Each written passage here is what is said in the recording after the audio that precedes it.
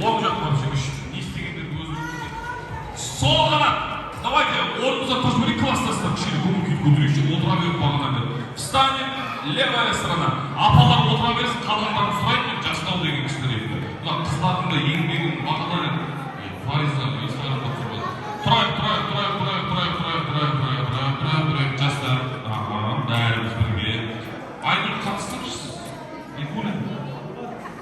Ештеңе. Ана работает сейчас. Ал! Не істейді қыздар, сол тізеден қайталарыз. Өте оңай. Келсіз ба? Кет. Сол жақ.